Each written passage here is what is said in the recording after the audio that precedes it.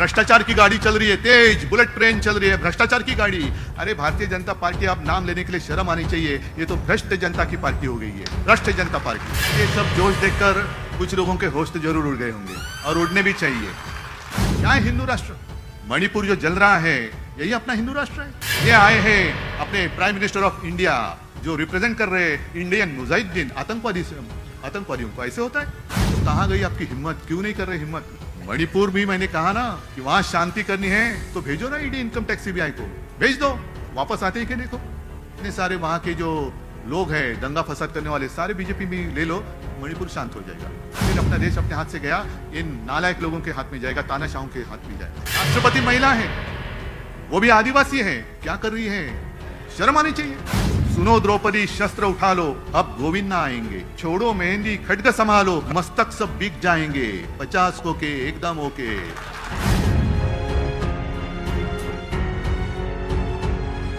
जो एक दूसरे में भेद करते हैं उसको हिंदुत्व नहीं कहा जाता। इसे तो चाणक्य नीति भी नहीं कहा जा सकता, लेकिन कूटनीति होती है जो खुद के अपने स्वार्थ के लिए की जाती है, और कुछ लोग कर रहे हैं। आज ये सब जोश देखकर कुछ लोगों के होश तो जरूर उड़ गए होंगे और उड़ने भी चाहिए। जिनको ऐसे लगता है कि मैं मतलब ठाणे नहीं, थाना और शिवसेना, और वो भी असली शिवसेना। असली इसलिए मैंने शब्द का उपयोग किया, अभी मार्केट में चाइनीज माल भी आता है।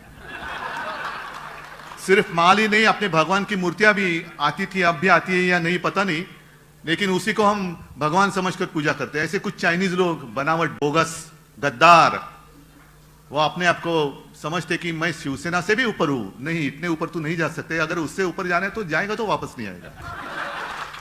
ठीक है, ये हमारी इम्तिहान है, परीक्षा है।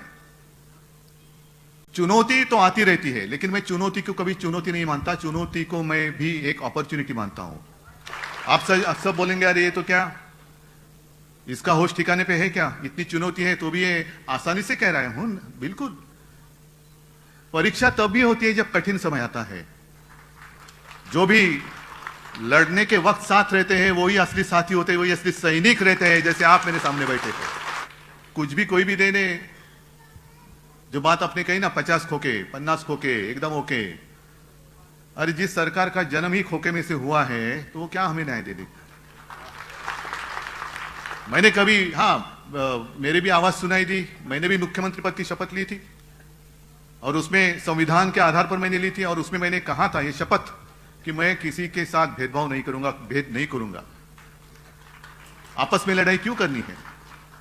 हाँ, यहां जो कुछ मैं कर सकता था कोरोना के समय में, मैंने बिल्कुल किया।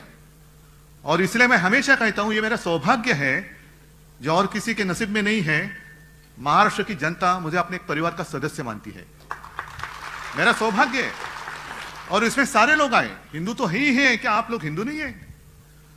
अच्छा, हिंदुत्व की बात करें तो हिंदुत्व का मतलब क्या है?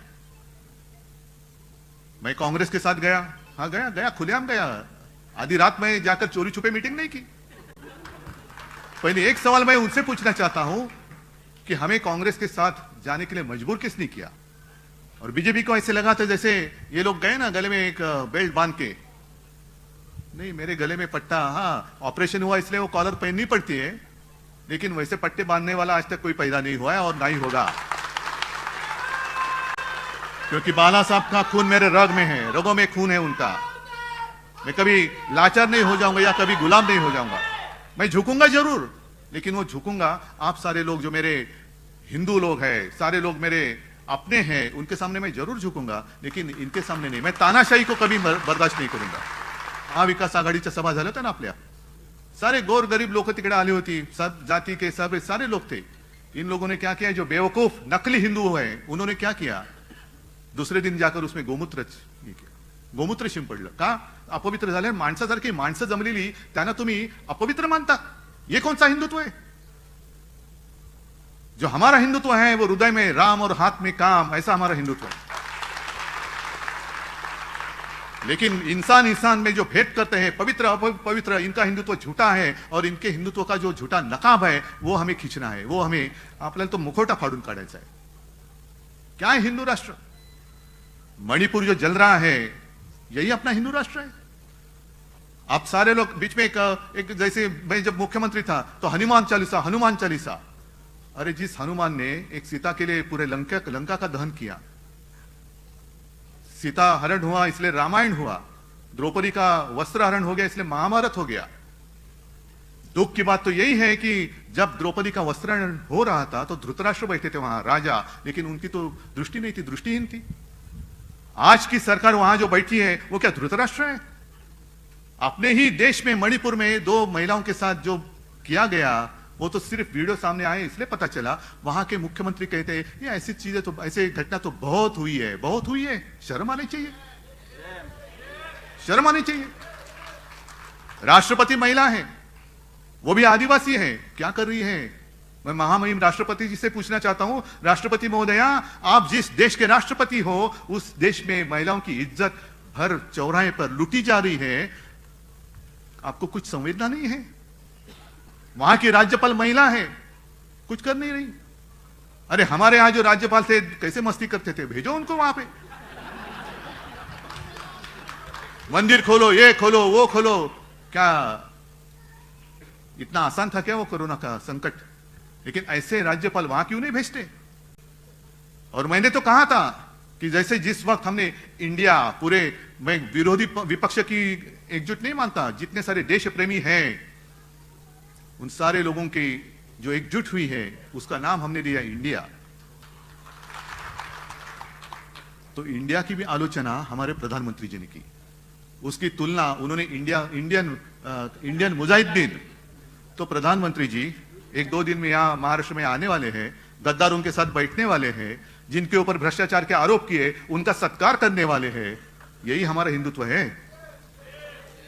तो मैं प्रधानमंत्री जी से पूछना चाहता हूं, जब भी आप विदेश जाते हो तो प्राइम मिनिस्टर ऑफ इंडिया, एक देश की शान की बात होती है। अरे अपने देश का प्रधानमंत्री देखो, कौन है बाद में, लेकिन देश का है। तो प्राइम मिनिस्टर ऑफ इंडिया का मतलब क्या है? आप इंडिया, मेरे देश को वहां जाकर रिप्रेजेंट करते हो कि इंडियन मुजाहिदीन के प्रधान सेवक बनकर जाते हो? मुझे बताओ। ये आए हैं अपने प्राइम मिनिस्टर ऑफ इंडिया जो रिप्रेजेंट कर रहे इंडियन मुजाहिदीन, आतंकवादियों को। ऐसे होता है? इतनी आपकी सोच गिरी गई। और जिस हिंदू राष्ट्र की बात कर रहे हैं, इसलिए मैं भी एक कागज पर, जैसे संजय जी ने कहा, मैं भी 2 पंक्तियां लिख के लाया हूं। आज के देश की स्थिति कैसी है? खुलेआम महिलाओं के साथ अत्याचार हो रहा है। उस वक्त जब द्रौपदी का वस्त्रण हो रहा था तो भगवान श्री कृष्ण आए थे और उन्होंने उनकी लज्जा बचाई थी। लेकिन अब कौन है? कौन बचाएगा? कौन आएगा? श्री कृष्ण। और इसलिए कुछ पंक्तियां जो मराठ कवि उपाध्याय जी थे, उनकी कविता है, और उन्होंने लिखा है कि अब द्रौपदी क्या करेगी। तो उन्होंने द्रौपदी के लिए कहा है, सुनो द्रौपदी शस्त्र उठा लो, अब गोविंद ना आएंगे। अब गोविंद आने की उम्मीद छोड़ दो। गोविंद तो बैठा है अपनी आंखों पर पट्टी बांधकर, धृतराष्ट्र जैसे। अब गोविंद ना आएंगे, छोड़ो मेहंदी, खड्ग संभालो। खड्ग संभालने का वक्त आया है अभी। खड्ग संभालो, खुद ही अपना चीर बचा लो। द्यूत बिछाए बैठे शकुनी, मस्तक सब बिक जाएंगे। 50 को के एकदम ओके, मस्तक सब बिक जाएंगे। सुनो द्रौपदी शस्त्र उठा लो, अब गोविंद ना आएंगे। क्या यही हमारा हिंदू राष्ट्र और यही हमारे हिंदू राष्ट्र की कल्पना है? तो कहां गई आपकी हिम्मत? क्यों नहीं कर रहे हिम्मत? मणिपुर भी मैंने कहा ना कि वहां शांति करनी है तो भेजो ना ईडी, इनकम टैक्स, सीबीआई को भेज दो, वापस आते ही के देखो। और शायद एक बात हो सकती है, अमित शाह जी एक बार जाके आए, दोबारा भेजो। जितने सारे वहां के जो लोग हैं दंगा फसाद करने वाले, सारे बीजेपी में ले लो, मणिपुर शांत हो जाएगा। क्यों? यही तो नीति चल रही है। जो मैंने बात की कि 2-3 दिन में 1 तारीख को शायद प्रधानमंत्री जी आ रहे हैं, मंच पे कौन होगा? आप फोटो देखो, एक अनोखी तस्वीर होगी।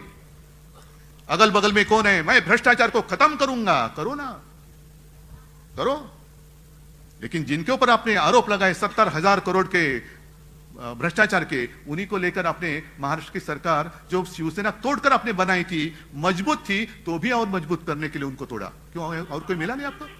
जब आप में आत्मविश्वास नहीं है, आपको पता चला है कि 2024 के बाद आपकी सत्ता टिकने वाली नहीं है, मेरे जनता की जितने सारे देश प्रेमी लोग हैं वो इकट्ठा आकर, एक साथ आकर आपको सत्ता से दूर करेंगे। क्या हमारा गुनाह क्या है? इंडिया का आपने संबंध आतंकवादियों से जोड़ा, तो क्या मैं आतंकवादी हूं? इतने सारे मेरे भाषण सुनने के लिए आए सारे आतंकवादी हैं? जो आपके साथ थे, ममता दीदी थी, नीतीश कुमार थे, सारे लोग क्या आतंकवादी है? आपने ऐसा कौन सा ठेका लिया है कि सिर्फ आप ही देश प्रेमी हैं और हम देशद्रोही? नहीं, देश मतलब आपने, ये देश मतलब मेरे सर्वसामान्य जो लोग हैं ना, वो है देश। अब जो एक चर्चा इनका क्या होता है, जब चुनाव आते हैं तो आपस में लड़ाई लगा देते, हिंदू मुसलमानों की लड़ाई, आपस में जाति पाति की दीवारें खड़ी करती है। आप लड़ते रहो, हम राज करते रहेंगे और विकास के सपने दिखाएंगे। विकास, हम विकास कर रहे। क्या किया है विकास? विकास तो अंग्रेज भी कर रहे थे, तो क्यों हमने सबने उनको क्यों भगाया? हमें विकास चाहिए, लेकिन गुलामी नहीं चाहिए, हमें आजादी चाहिए। कि आज जो आजादी के मतलब हम सब, हमारा देश एक ऐसे मोड़ पर आया है कि 2024 में नहीं तो ट्रेन छूट गया, फिर अपना देश अपने हाथ से गया, इन नालायक लोगों के हाथ में जाएगा, तानाशाहों के हाथ में जाएगा। और इसलिए मुझे पूरी उम्मीद नहीं, पूरा विश्वास है, पूरा भरोसा है कि अब साथ में आप आए हो, साथ में ही रहेंगे।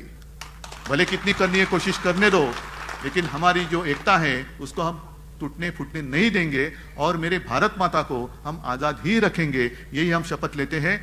जय हिंद, जय महाराष्ट्र।